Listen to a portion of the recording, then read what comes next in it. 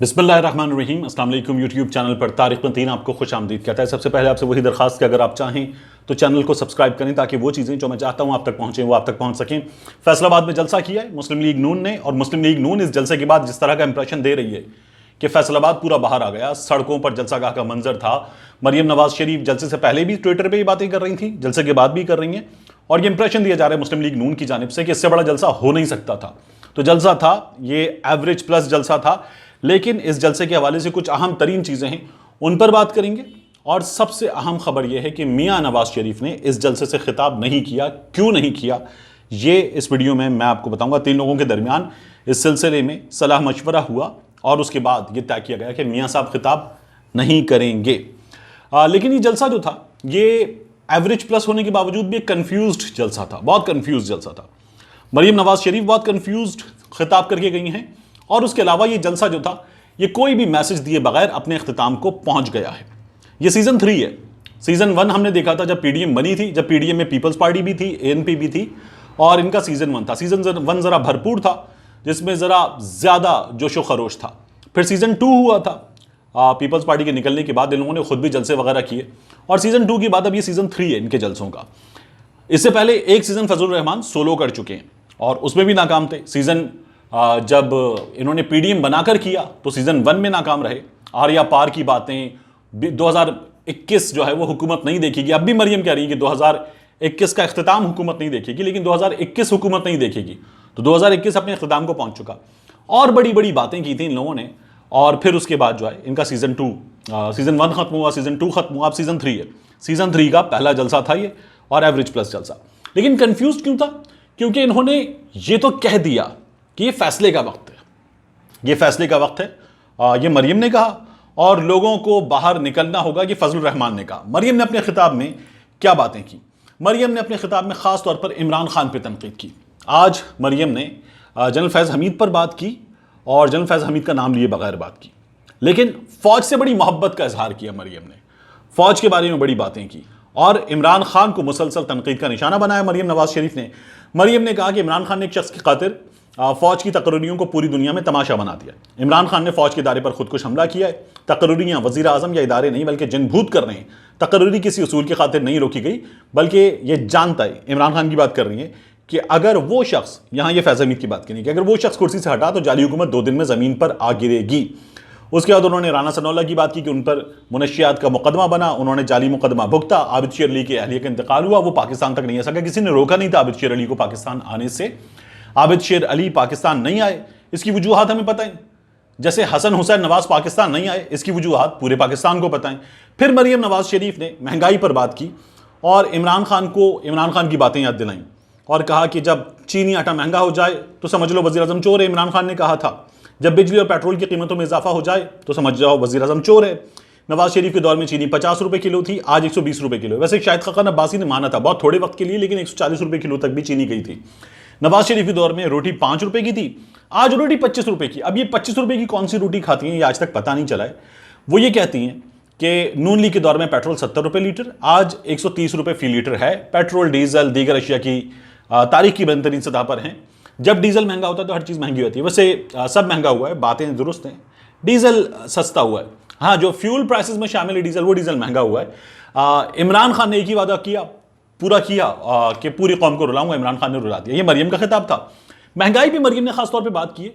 मैंने एक छोटी सी वीडियो इस वीडियो में शामिल कर रहा हूं मैं, आप देखिए कि हमें क्या पता चल रहा है पूरी दुनिया में महंगाई के आदादोशुमार। हुकूमत भी कहती है कि महंगाई पूरी दुनिया में है, बहुत सारे लोग बताते हैं।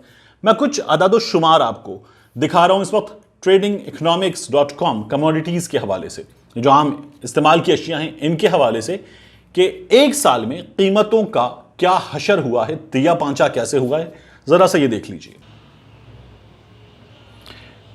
देखिए, क्योंकि सबसे ज्यादा बात महंगाई पर हो रही है, तो महंगाई में आप सबसे ऊपर देख सकते हैं ये एक साल के प्राइसेस हैं क्रूड ऑयल के, और ये बढ़े हैं तकरीबन 70%, 69.58%।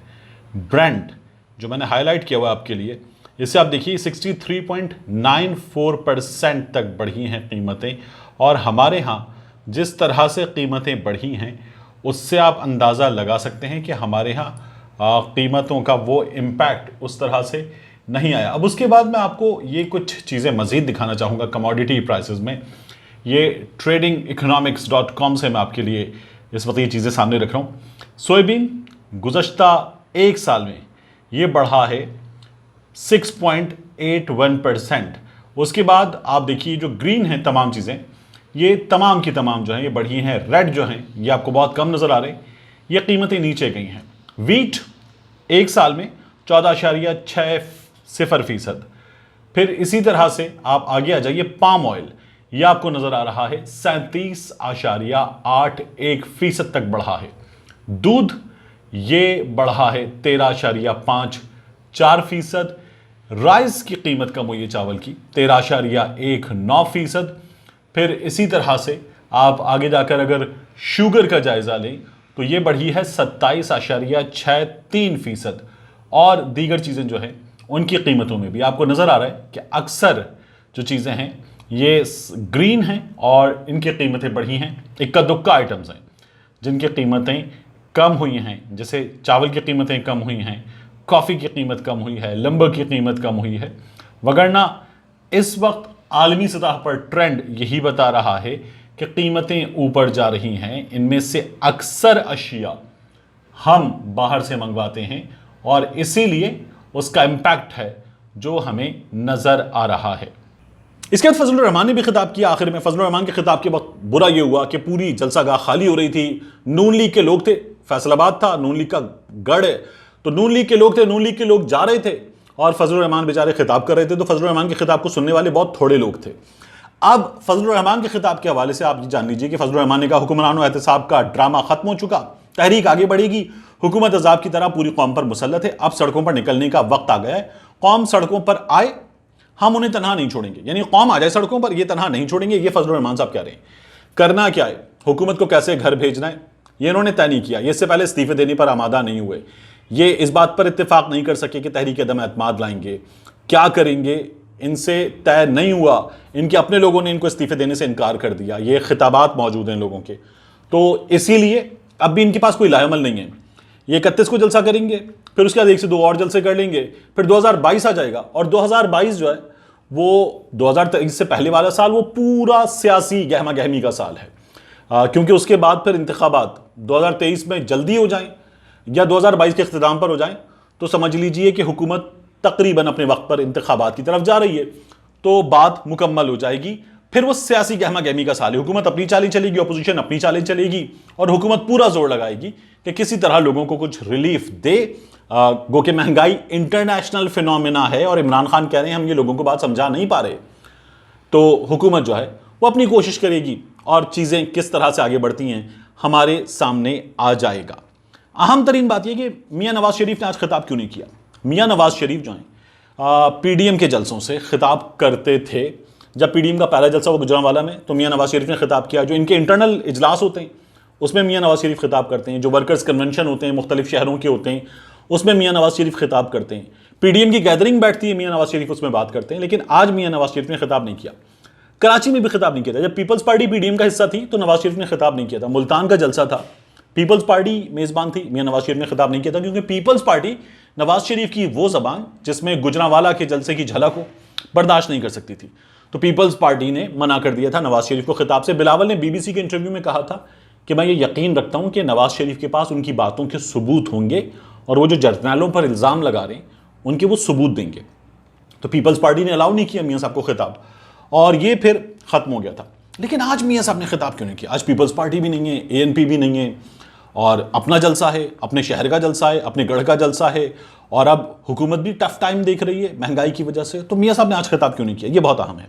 3 लोगों के दरमियान रब्ता हुआ इस सिलसिले में, इसहाक डार, शहबाज शरीफ, मियाँ साहब, ये लोग राब्ते में आए और एक साथ राब्ते में आने के बाद उन्होंने इस पर बातचीत की। पार्टी के कुछ लोगों ने भी इसमें मुशावरत में हिस्सा डाला था पहले और उसके बाद ये फैसला हो गया मियाँ साहब खिताब नहीं करेंगे। मरियम इसलिए खिताब करेंगी कि मरियम और शहबाज शरीफ के दरमियान जो फैसला हो रहा था वो हो गया कि अब मरियम को, पहले शहबाज शरीफ ने 2-4 बार साइडलाइन किया, अब मरियम को जगह देंगे और इस तासुर की नफ़ी करेंगे कि अंदर लड़ाई है। फिर मियाँ साहब जो हैं उनके खिताब के हवाले से बात हुई कि मरियम तो अपनी दरख्वास्त में अदालत में भी कह चुकी, शौकत सिद्दीकी की बात करते हुए कि जनरल फैज़ हमीद जो हैं उन्होंने पॉलिटिकल इंजीनियरिंग की है। मियाँ साहब क्या करेंगे। मियाँ साहब इन हालात में जब इमरान खान के फ़ौज के ताल्लुकात अच्छे ना होने की खबरें आ रही हैं, तो मियाँ साहब हुकूमत दावा कर रही है कि ताल्लुकात अच्छे हैं। तो मियाँ साहब इस मौके पर क्या बात करेंगे? मियाँ साहब अगर वो खिताब करेंगे जिसमें जर्नैलों के बारे में, फ़ौज के बारे में कोई बात नहीं होगी, तो खिताब ठुस है। और मियाँ साहब अगर इस वक्त बात करेंगे तो फिर हम अगर कोई फ़ायदा उठा सकते तो फ़ायदा नहीं उठा सकेंगे, क्योंकि बैकडोर राब्ते ये लोग कर रहे हैं। और ये लोग इस वक्त ये भी तासुर दे रहे हैं कि हमारा सीवी तैयार है, इमरान खान अगर आपसे लड़ गया है तो हमारा सीवी तैयार है। तो फिर मियाँ साहब जो हैं उन्होंने खिताब नहीं करना ये तय कर लिया गया। और ये तय करने के बाद इन बड़ों ने ये फैसला कर लिया कि मियाँ साहब के खिताब पर मीडिया में पहले भी कोई बात नहीं करेंगे, मियाँ साहब का खिताब होगा ही नहीं, खामोश हो जाएं, चुप हो जाएं और शर्मिंदगी से बच जाएं। क्योंकि अगर मियाँ साहब खिताब करेंगे और फुसफुसा सा खिताब कर देंगे तो भी होगा ये कि कोई ना कोई कुछ ना कुछ खबर निकाल लेगा, कोई इशारा निकाल लेगा, ताल्लुकात बिगड़ सकते। तो मियाँ साहब खिताब नहीं करेंगे, इस बात को तय कर लिया गया।